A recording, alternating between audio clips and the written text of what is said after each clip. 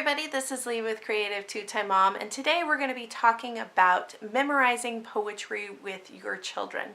And I don't know about you, but my kids amaze me every day about how much information they are able to absorb at a very young age.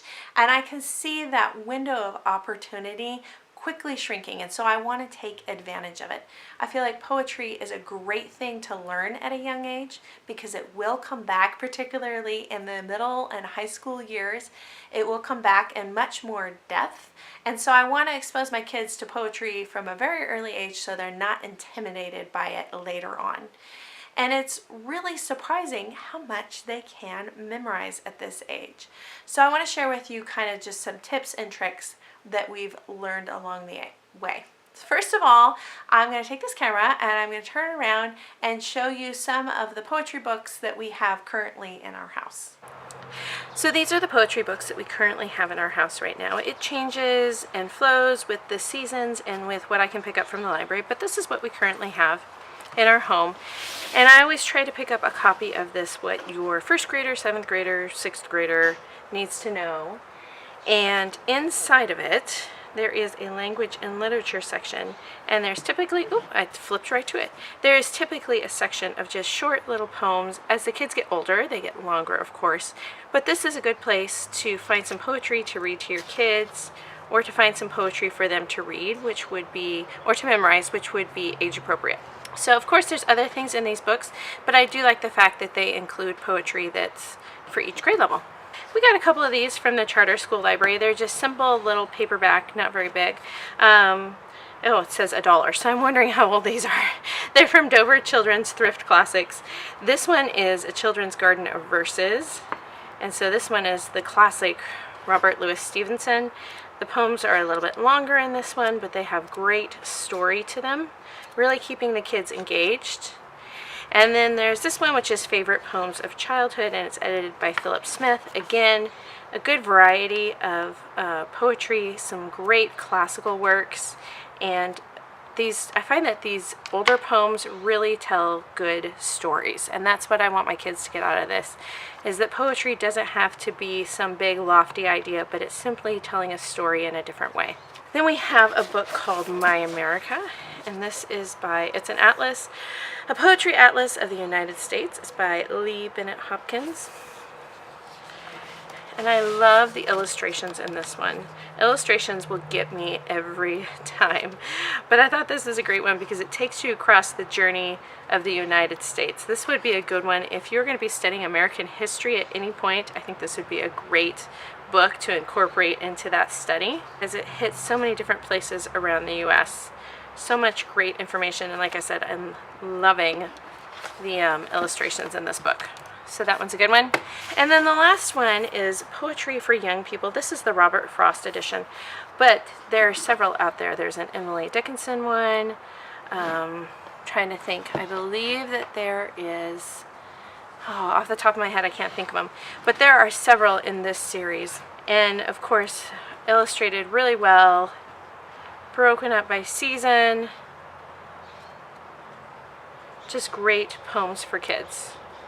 So these are the ones that I'm using currently. I'm finding that this one, this My America, and both of these are really good for across all ages in my home. I have from a first grader on up to a seventh grader, and then this is just a really good way to introduce if you've got younger children.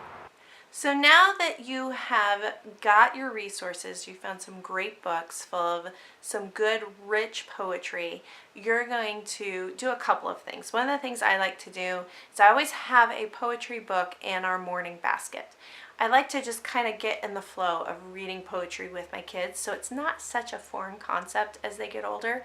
Sometimes we discuss it, sometimes we don't. Sometimes I just read it for the pure enjoyment of reading poetry with the kids, letting them get into the enjoyment of the language of poetry. From there, I will pick one of the poems that is not too long, especially if we're just starting out, maybe 1 or 2 stanzas, something that is familiar to the kids. So one of the first poems that we memorized was a poem called Blackberry Picking. And my kids go and pick blackberries with their grandma every summer, so this was a familiar concept for them. They knew what it was like to go get up in the morning, put all their clothes on so they didn't get poked, be out there as the mosquitoes are coming out early in the morning, and then it's getting warmer and you're stripping off sweatshirts and you don't care if you're poked anymore because it's hot.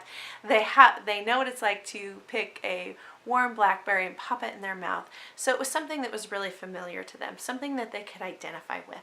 And it was relatively short. It was only a couple of stanzas. I took that poem and I put it on just a 4x6 postcard. And I put it in our morning basket. So the first day, we just read through it. We read through it probably 2 times together as a group.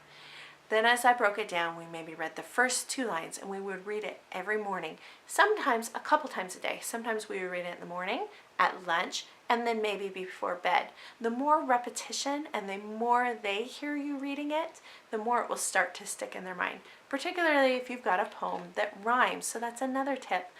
When you're first starting out, look for a rhyme scheme and a meter so that their brains will catch that in their mind. So as they're saying it, they're like, oh, wait a minute, that doesn't quite sound right. I need to go back and review. So we will read it several times a day. We focus on just 1 or 2 lines at a time and then build from there. Once they've memorized this, it goes into a rotation, which I need to bind these. I'm going to show you what I do with them. This is my personal scripture memorization, but this is what I'm going to be doing with our poetry. We have been reviewing them, but I want to put it on just a little key ring so that we can flip through it and do different ones as we go along. You need to review these with your kids.